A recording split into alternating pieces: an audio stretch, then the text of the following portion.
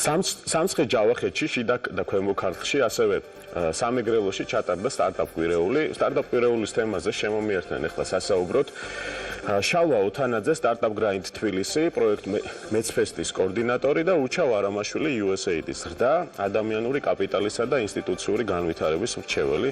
მოგესალმებით მეგობრებო, ჩემთან ერთად რო ხართ, დიდი მადლობა ამისთვის. პირველ რიგში მინდა შალვა დავიწყო თქვენთან საუბრით. მაინტერესებს კვირეულის შესახებ რომ ვისაუბროთ უფრო ვრცლად, რა ხდებოდა ამ კვირეულზე, შევაჯამოთ ასე ვთქვათ, როგორ ჩაიარა პროექტმა და რა მიზნებს ემსახურებოდა ეს ყველაფერი. დილამშვიდობის მოგესალმებით, მივესალმებით ჩვენს ტელემაყურებელს. მეცფესტი შეიძლება ითქვას, რომ ეს არის ყველაზე მასშტაბური და ეროვნული სტარტაპ კვირეულის ღონისძიება, რომელიც მიზნად ისახავს რეგიონებში მცხოვრები დამწყები მეწარმეების შესაძლებლობების გაძლიერებას, მათ აღმოჩენას და ერთმანეთთან დაკავშირებას.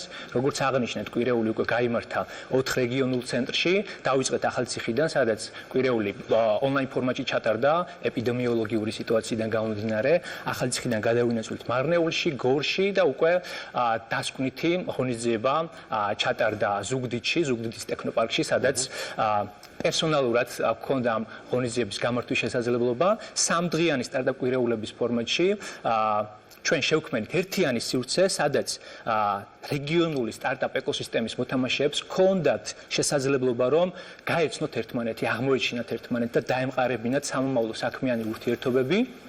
ასევე დამწყებ მეწარმეებს ჰქონდათ შესაძლებლობა, რომ მიიღოთ ინფორმაცია ყველა იმ შესაძლებლობების შესახებ, რასაც სახელმწიფო და მაგალითად კერძო სექტორი სთავაზობს იდეის გენერირებიდან მის რეალობად ქცევამდე. კვირეული მოიცავდა ასევე უამრავ სხვა აქტივობასაც, იყო პანელური დისკუსიები, მენტორინგის სესიები, იყო ასევე გამოფენა, სადაც ადგილობრივ მეწარმეებს ჰქონდათ თავიანთი პროდუქტის და ნაწარმის გამოფენის შესაძლებლობა და ასევე რა თქმა უნდა, ძალიან მნიშვნელოვანი კომპონენტი იდეათონი, რომლის ფარგლებშიც 3-დან 5 კაცამდე ადგილობრივი ახალგაზრდებით დაკომპლექტებულმა გუნდებმა იმუშავეს რეგიონებში არსებული პრობლემების და გამოწვევების იდენტიფიცირებაზე და შემოგთავაზეს ახლებური გადაწყვეტილებები ამ პრობლემების მოგვარების გზები, რისთვისაც მიიღეს მცირე და დაფინანსება მცირე, მაგრამ საკმარისი იმისათვის, რომ ეს პროექტები იყოს სიცოცხლისუნარიანი. ანუ მთავარი თემა მაინც არ იყო თქვენი საინვესტიციო ნაწილი საერთოდ არ გაქვთ, მთავარი არის რომ ნეტვორკინგი შედგეს და სწორი პარტნიორები, სწორი მეგობრები აღმოაჩინონ, ასე ვთქვათ და რაღაც კოლაბორაცია მოხდეს მერე ამ ადამიანებს შორის, ხო, როგორც მივხვდი. რა თქმა უნდა. ჩვენ როდესაც პროექტზე ვმუშაობდით, დავინახეთ, რომ არსებობს ერთგვარი ინფორმაციული ვაკუუმი. და ეს პროექტი სწორედ ამ ვაკუუმის ამოვსებას ემსახურებოდა.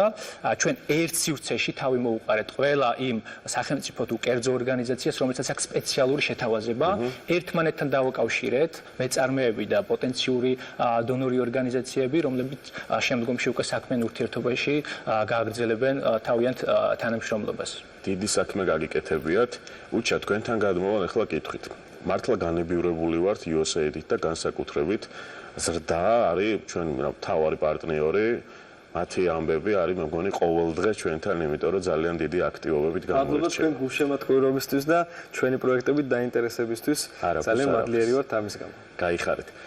მაინტერესებს ახლა ამ ნაწილშიც რატო ხართ შესული, რა არის თქვენი მიზანი, მესმის რომ რაღაც მიყვებით იმ გეგმას, რაც გაქვთ მოცემული მთავარი და პროექტის მიზნებს, მაგრამ კონკრეტულად 4 რეგიონი რატო შეირჩა, რატო შეხვედით სტარტაპ გრაინდთან ერთად პარტნიორობაში.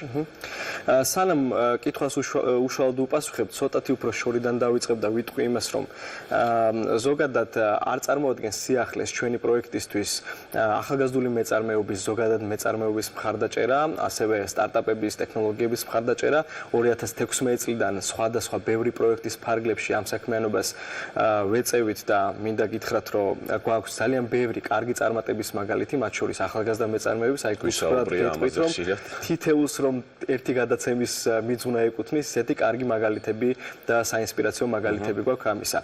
თუმცა აი ეს კონკრეტული პროექტი, რომელზეც ასაუბროთ, ჩვენ დღეს შევხვდით ერთმანეთს, ცოტათი უფრო განსხვავებული განსხვავებულია მიდგომის თვალსაზრისით. ვინაიდან აქ არის ბევრად უფრო სისტემურ მიდგომაზე საუბარი და ჩვენი მთავარი ინიციატივა რატომაც თქვათ აი ამ კონტექსტში სტარტაპ გრაინდ თბილისთან დავიწყეთ პარტნიორობა არის ის რომ ეკოსისტემა რესურსები რომელსაც აერთიანებს სტარტაპ გრაინდი თავის ქსელში და თუნდაც ის რესურსები რომელიც დედაქალაქში ბევრად უფრო ხელმისაწვდომი არის რეგიონებში კი ბატონო აქ დედაქალაქში მცხოვრები და სტარტაპ ეკოსისტემით და სამეწარმეო ეკოსისტემით დაინტერესებული ადამიანებისთვის ამ რესურსების ხელმისაწვდომობის ზრდა მოგვეხდინა კონკრეტულად იმ რეგიონებში, იმ მუნიციპალიტეტებში, სადაც მუშაობთ.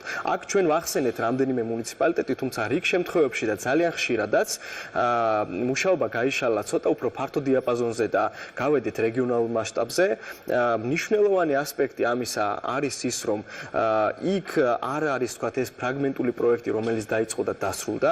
აქ ჩაიდო მთავარი ინვესტიცია და ჩვენი ინტერესი სწორედ ეს იყო, რომ იმ ექსპერტიზის დახმარებით, რომელიც სტარტაპ გრაინდს გააჩნია, მოგვიხდინა ადგილზე თითოეულ მუნიციპალიტეტში მდებარე და მოქმედი ორგანიზაციების გაძლიერება, რომლებიც თავის მხრივ აგრძელებენ ამ ჯაჭვს და გრძელვადიან პერსპექტივაში იმუშავებენ ადგილობრივ ახალგაზრდებთან, ადგილობრივ ადამიანებთან, რომლებიც დაინტერესებული არიან ამ ყველა, ანუ უწყვეტი შესაძლებლობების შექმნის ჯაჭვზე გვაქვს საუბარი და აქვე ძალიან მნიშვნელოვანი რაც მინდა რომ აღვნიშნო, თითოეული მუნიციპალიტეტის შემთხვევაში ჩვენ მივიღეთ ესეთი პრაქტიკა, რომ გარდა აი ამ პროექტის ფარგლებში ჩვენ და სტარტაპ გრაინდის მიერ შერჩეული პარტნიორი ორგანიზაციებისა პროცესს შემოუერთდა თანაორგანიზატორად ბევრი ორგანიზატორი. მივიღეთ ძალიან კარგი სურათი ადგილზე თანამშრომლობის ორგანიზაციათა და სექტორთა შორისი თანამშრომლობის. ამასთანავე, როგორც მხარდამჭერები, თქვათ შემოუერთდნენ ძალიან ბევრი სხვადასხვა აქტორები, ეს თქვათ მარნეული შემთხვევაში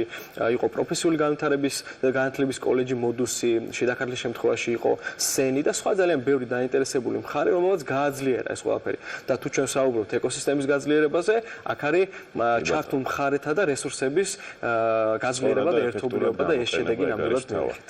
თავარი არის ისიც კი, რომ თბილისი მართლა განებივრებულია მსგავსი შეხვედრებით, მსგავსი ღონისძიებებით და რესურსებით, მაგრამ რეგიონი მე მგონი ცოტა მოუწყვიტეთ რა და ეხლა მაინტერესებს იდეების დონეზე სად არიან რეგიონში, როგორი მდგომარეობა გვაქვს, რამდენად ინოვაციური იდეები აქვთ, რამდენად უფრო სამეწარმეო მიმართულებით მიდიან და ტრადიციული ბიზნესისკენ თუ რას ფიქრობს ის 4 რეგიონი და ზოგადად საქართველოს სხვადასხვა მხარე ამ მიმართულებით. აი რისი დაწყება უფრო უნდათ, რომ გითხრათ ესეც. რადგან რეგიონებზე გვაქვს საუბარი, ძირითადად მაინც ტრადიციულ მეწარმეობაზე დაფუძნებული იდეებია, თუმცა ის ზუგდიდის მაგალითზე შეგვიძლია ვთქვათ, რომ სკოლის მოსწავლეებს აქვთ ისეთი მაღალტექნოლოგიური იდეები, გამციფრებულები ვიყავით და ერთ-ერთი გამარჯვებულიც იდეათონის ფარგლებში სწორედ ეს გუნდი გამოვლინდა. სხვა რეგიონებშიც მეტნაკლებად დაახლოებით ერთი და იგივე სიტუაცია, თუმცა არ მინდა შევქმნათ ილუზია, რომ მხოლოდ ახალგაზრდებს აქვთ რაღაც ინოვაციური იდეები. ყავდა +60, +50 ასაკის ადამიანები, რომელსაც ტრადიციული, მაგრამ ძალიან თვითმყოფადი და ასე ვთქვათ, მდგრადი ბიზნეს იდეები ჰქონდათ წარმოდგენილი. ჩვენ ბევრი გვაქვს ამაზე სამუშაო და დიდი იმედი მაქვს, რომ კონკრეტულ იდეას არ მეუბნებით და მინდა მითხრათ რა მოხდა ისეთი, აი ზუგდიდმა რითი გაგაოცეთ. შეგვიძლია უკვე ვისაუბროთ, მე მგონი გამარჯვებულები არიან. კი ბატონო, ზუგდიდში პირველი ადგილი, იდეათონის ფარგლებში პირველი ადგილის მფლობელი იდეა გახდა იდეა, რომელსაც სურს ჩაის კულტურული ტურისტული მარშრუტის განვითარება ონლაინ პლატფორმის საშუალებით. აღმოჩნდა ისე, რომ ჩაის კულტურული ტურისტული მარშრუტი არ გვაქვს საქართველოში, მაგრამ შეიძლება გავხდეთ ევროკავშირში ერთადერთი ჩაის მწარმოებელი ქვეყანა და დაუბრუნოთ ქართულ ჩაის ის დიდება, რომელსაც წლების წინ ქართული ჩაი ატარებდა. ამ იდეას ემსახურება მოკლედ გამარჯვებული. ძალიან საინტერესო, რთულ საქმეს შესჭირდებია, თუმცა უნდა ვიოცნებოთ დიდი და უნდა გვინდოდეს, რომ ბევრს მივახციოთ და გავუბედოთ, რაც თავარია. ძალიან დიდი მადლობა მეგობრებო ასეთი საინტერესო საუბრისთვის. მე მინდა ვთქვა ის, რომ თქვენი საკითხი არის გაგრძელება იმ პროექტისა, რომელიც საქართველოს პირველმა არხმა დაიწყო რამდენიმე კვირის წინ.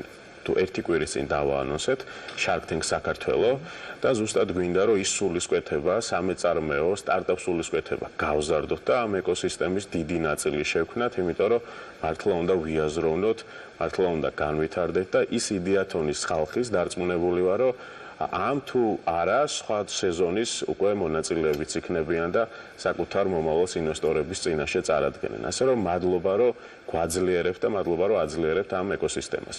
წარმატებები თქვენ და პროექტს. მადლობა თქვენ. გაიხარეთ. თქვენს ეკოსისტემის ერთ-ერთი მოთამაშე ხართ. რა თქმა უნდა. საკმაოდ საინტერესო და ძლიერი. კი ბატონო. ასეთი იყო დღევანდელი ბიზნეს პარტნიორი. დღის მთავარ ბიზნეს პარტნიორს უყურეთ 14 საათსა და 20 წუთზე საქართველოს პირველ არხზე და ბიზნეს სიახლეები იკითხეთ businesspartner.ch-ზე. საუკეთესო დღე ყველას.